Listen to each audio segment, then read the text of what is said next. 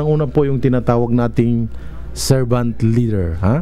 Ito yung mga pinuno na nagse-serve or talagang taos-puso ang kanilang panunungkulan bilang mga pinuno.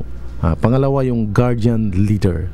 Yung bang pinoprotektahan ang kanilang mga pinamumuno ng mga mamamayan sa ilalim ng kanilang kinasasakupan. So dalawa po yan, servant leader at saka guardian leader.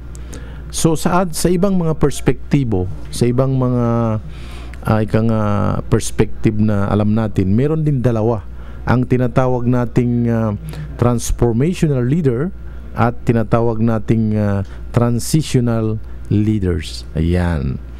So ito po ay merong konting pagkakaiba ang mga konsepto ng ganito dahil sa aral ng Islam, yung tinatawag nating servant leader, makikita na talaga natin yon or nakita natin sa katauhan ng Propeta Muhammad sumakanya nawa ang kapayapaan kung papaano siya nanungkulan bilang mga leader. Napaka-humble po ang Propeta Muhammad sumakanya nawa ang kapayapaan bilang leader or namuno sa kanyang kapanahunan. Aside from being a prophet and apostle, yung sugo at propeta, siya po ay leaders ng kanyang mga kinasasakupan ng kanyang kapanahunan. Siya po isang ama, siya po isang ordinaryong mamamayan kung siya ay nahalubilo sa kanyang mga kinasasakupan. So wala siyang bodyguard, wala siyang mga advance party kung siyan or advance close-in securities na kung siya ay pupunta sa isang lugar. Ang Propeta Muhammad po bilang leader at bilang number one, the greatest most influential man on earth na pinili ni Michael Hart, hindi po siya kailanman nagkaroon ng mga bodyguard or mga security personnels sa kanyang kapag siya ay lumalakad or sa amang pumunta. Of course, meron siyang mga kasamahan pero hindi sa layuning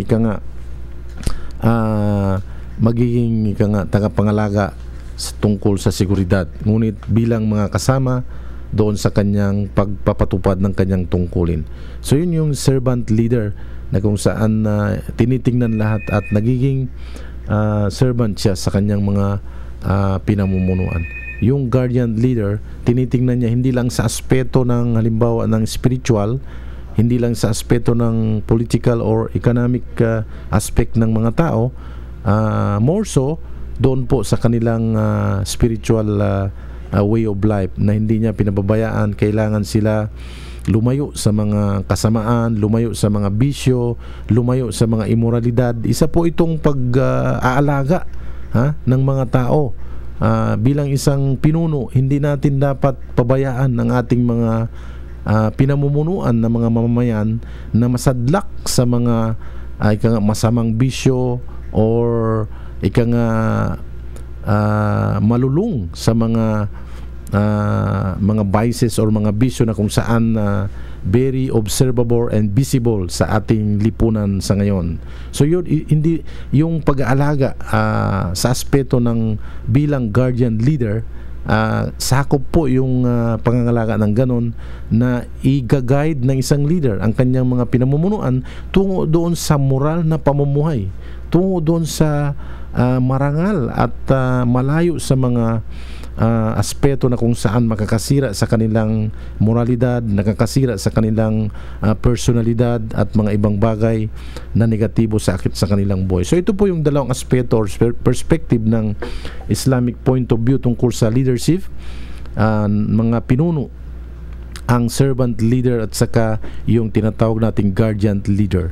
Sa aspeto naman po ng ibang mga perspective, meron tinatawag na transformational at saka transitional or transactional leaders.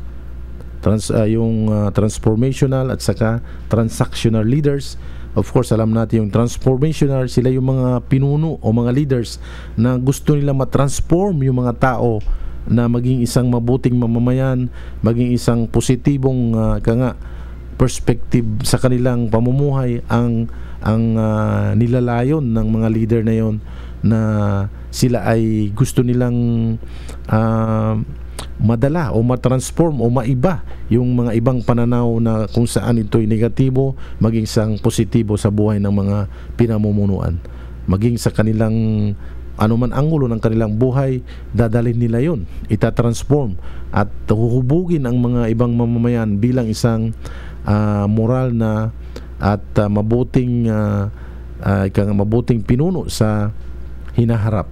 Yun po yung mga tinatawag nating transformational leaders. At yung transactional leaders, alam naman natin yan,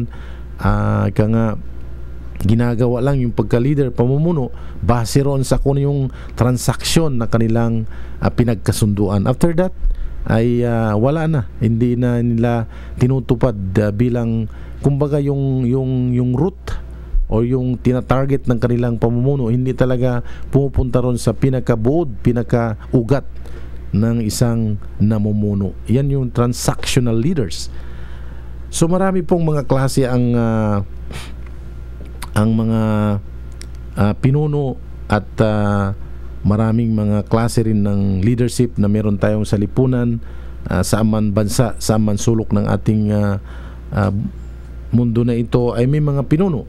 Meron tayong tinatawag na autocratic leadership, type of leadership. Meron tayong tinatawag na bureaucratic type of leadership. Meron tayong tinatawag na charismatic type of leadership. Meron naman democratic type of leadership. Meron